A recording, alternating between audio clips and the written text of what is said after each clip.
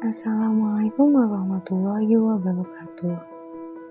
Pada kesempatan kali ini, kami akan membahas mengenai beberapa contoh dari arsitektur modern. Sebelumnya, saya akan menjelaskan terlebih dahulu apa itu arsitektur modern. Apa itu arsitektur modern? Arsitektur modern adalah sebuah gaya arsitektur yang mengutamakan kesederhanaan bentuk dan segala macam ornamen. Gaya arsitektur ini muncul pada abad ke-20 dan menjadi dominan setelah Perang Dunia Kedua. Gaya arsitektur ini muncul karena adanya kemajuan dalam bidang teknologi. Ciri-ciri dari arsitektur modern adalah ornamennya yang ditiadakan, bentuknya yang mengikuti fungsi, desainnya yang polos, sederhana, dan mengekspos bahan atau material. Contoh dari arsitektur modern yang akan dibahas adalah Senayuki Town Hall,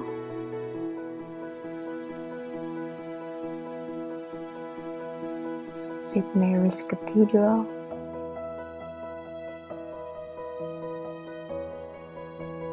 Yokohama Port Terminal,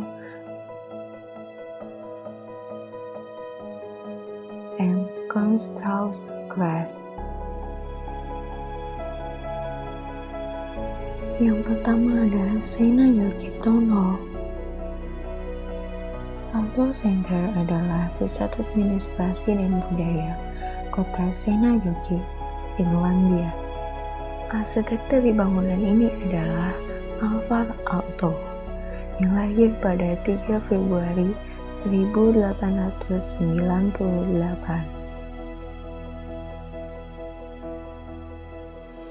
Alvar Aalto dijuluki sebagai Bapak Modernisme di negara-negara Nordik. Karyanya meliputi arsitektur, furnitur, tekstil, dan barang-barang pecah belah. Yang menjadi pemikiran arsitek adalah yang pertama, didirikan di gedung paroki. Yang kedua adalah alun-alun memanjang. Yang ketiga adalah taman hutan.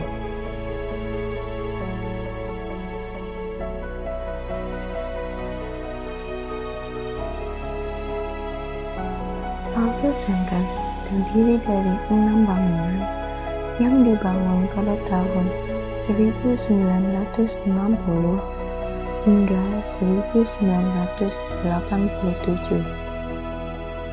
6 bangunan yang ada pada Aalto Center adalah yang pertama, Laguren Christi Church.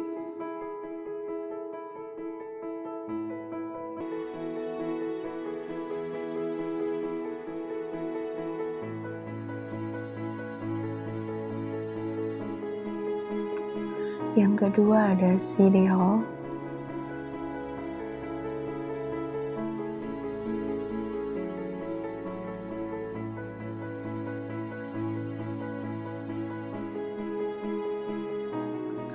Yang ketiga ada Municipal Provincial Library.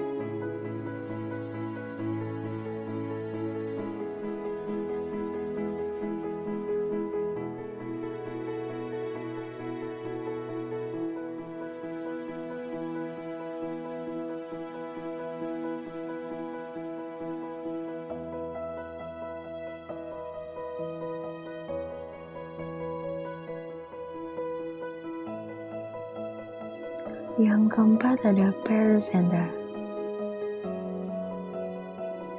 Yang kelima ada City and State Office Building. Yang keenam ada City Theater.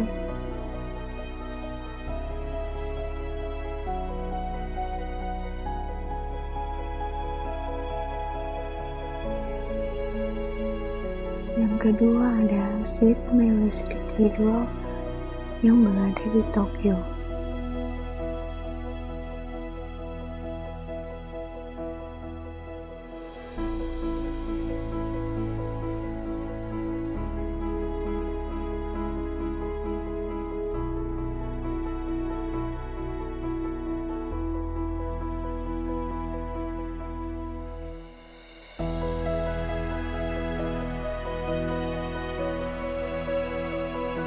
Katedral ini terletak di Sekiguchi, Yunkoku, Tokyo, Jepang. Pada akhirnya bangunan tersebut direkonstruksi pada tahun 1990 dengan arsiteknya Kenzo Tange. Kenzo Tange adalah seorang arsitek terkenal berkebangsaan Jepang. Tange lahir di Imabari, Prefektur Ehime pada tanggal 4 September 1913. Pada tahun 1938, Tange menyelesaikan studinya di Departemen Arsitektur Universitas Tokyo, yang kemudian melanjutkan studinya di Universitas Tokyo pada tahun 1942 hingga 1945. Yang menjadi pemikiran arsitek adalah istilah metabolisme. Dirancangnya katedral sebagai entitas hidup yang harus melampaui batas Jepang untuk menjadi arsitektur yang digunakan oleh semua bangsa. Pantulan sinar matahari pada lapisan luar dari baja tahan karat terlihat seperti gaun yang bersinar dan menjadikan gereja ini sebagai bangunan ikonik dalam konteks perkotaan Tokyo yang padat.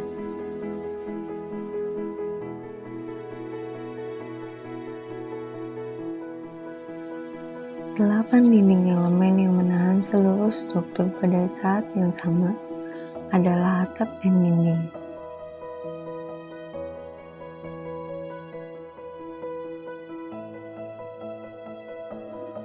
Menutupi ruang dan membuka keluar melalui celah vertikal.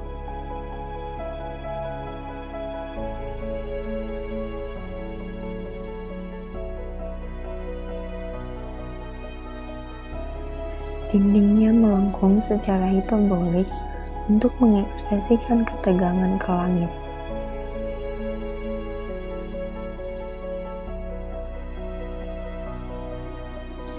Dan mengubah lantai dasar yang berbentuk belah ketupat menjadi sebuah salib di bagian atas.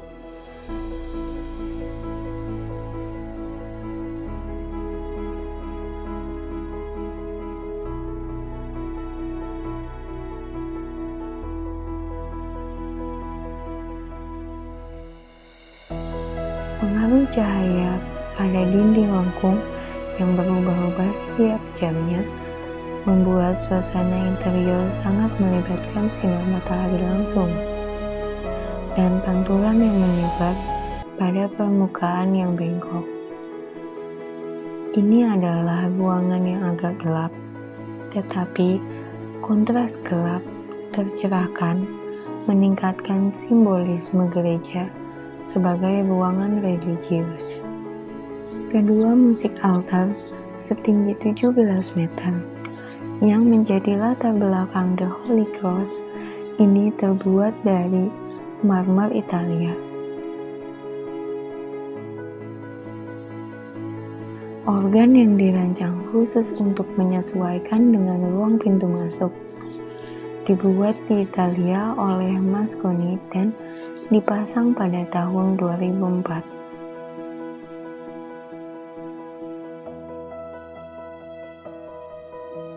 Ketinggian sayap yang berbeda atau asimetris menjadikannya bentuk yang dinamis pada latar belakang langit. Taisei Construction beserta dukungan dari Tange Associates pada tahun 2007 memulai restorasi semua pihak, terutama pada sayap yang memiliki kerusakan lebih lanjut.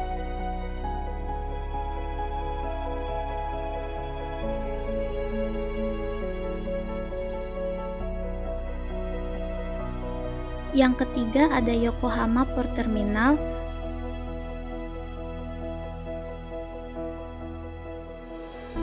Terletak di Yamashita-cho, Yokohama, Prefektur Kanagawa, Jepang.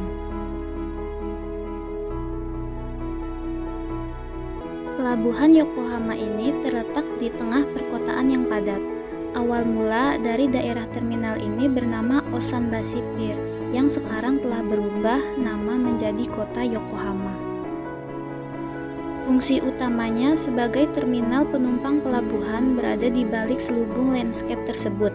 Tidak hanya berfungsi sebagai sebuah terminal penumpang, namun juga digunakan sebagai penyedia ruang terbuka hijau kota dengan peletakan landscape sebagai selubung bangunan sementara. Arsitek yang berperan dalam perancangan Yokohama Port Terminal ini adalah Farshid Mousavi dan Alejandro Zairapolo.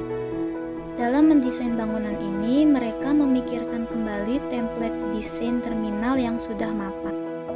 Sistem struktur unik yang terbuat dari pelat baja lipat dan balok penopang beton mendukung bangunan.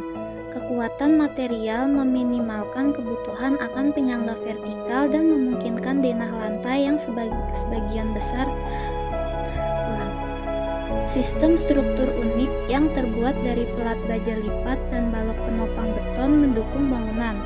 Kekuatan material meminimalkan kebutuhan akan penyangga vertikal dan memungkinkan denah lantai yang sebagian besar terbuka.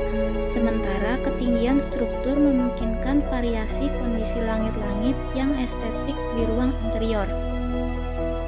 Menurut arsiteknya, skema struktur Yokohama Port ini sangat cocok dalam menghadapi gaya lateral gerakan seismik, yang mana merupakan prasyarat yang diperlukan untuk bangunan seukurannya di Jepang.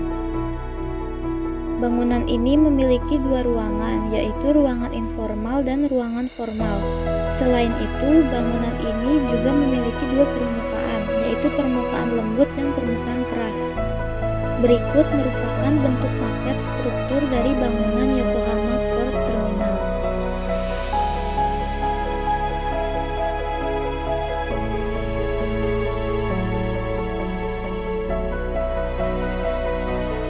Bangunan ini diatur dalam 3 tingkat vertikal. Garasi parkir di lantai pertama. Lantai tengah yang luas berisi area administratif dan operasional terminal, termasuk tiket, bea cukai, imigrasi, restoran, perbelanjaan, dan area tunggu. Tampilan terminal yang mencolok ini dimungkinkan oleh kemajuan teknologi komputer yang luar biasa.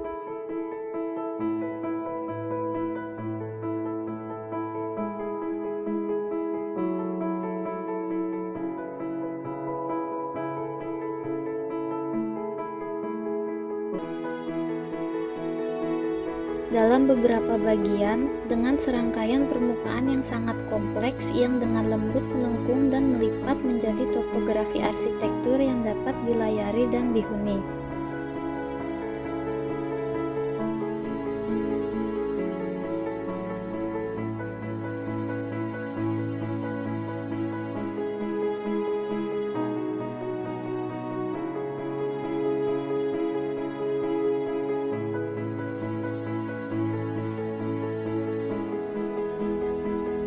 Di atas dek observasi, bahan material lantai naik dan turun dalam osilasi seperti gelombang untuk membuat jalur dan lubang ke dalam ruang tertutup yang luas di bawahnya.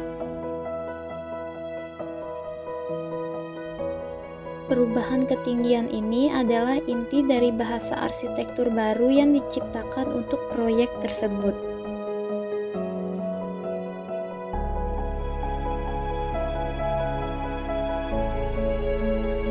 Yang keempat ada Kunsthausgras atau Museum Seni Gras. Dibangun pada tahun 2003 dan sejak itu menjadi landmark arsitektur di Graz, Austria. Pembangunannya sendiri dibuat untuk mengapresiasi perayaan kebudayaan Eropa. Yang belum banyak orang tahu adalah bahwa bangunan unik dan menakjubkan ini merupakan sebuah museum seni.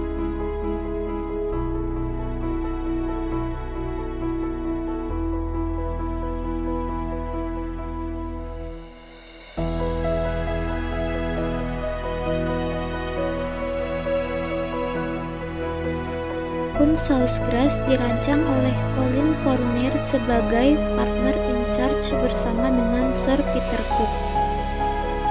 Ia juga merupakan profesor arsitektur dan urbanisme di Sekolah Arsitek Bartlett yang merupakan bagian dari University College London. Direktur program Master of Science dalam Desain Perkotaan dan direktur salah satu unit sekolah diploma. Sir Peter Cook yang lahir pada tanggal 22 Oktober tahun 1936 adalah seorang arsitek Inggris, dosen dan penulis mata pelajaran arsitektur. Dia adalah pendiri Archigram dan juga seorang akademisi kerajaan dan komandan dari Republik Prancis.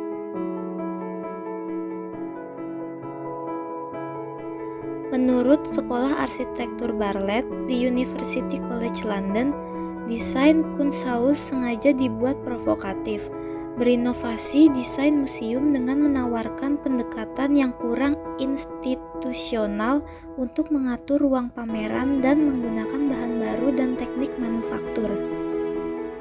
Bangunan ini merupakan contoh arsitektur gumpalan, memiliki kulit yang terbuat dari panel akrilik biru warna-warni yang juga berfungsi ganda sebagai panel fotovoltaik. Karena bentuknya yang kontras dengan sekelilingnya, bangunan ini dikenal dalam bahasa lokal sebagai alien ramah. Fasad museum mewakili perpaduan tunggal dari arsitektur dan media baru, dan didasarkan pada konsep realitas arsitek Berliner. BIX atau BIX, nama yang terdiri dari kata big dan pixel, adalah kulit kaca akrilik sisi timur gedung yang terdiri dari 930 lampu fluorescence yang kecerahannya dapat diatur sendiri-sendiri. Bervariasi pada 20 frame per detik.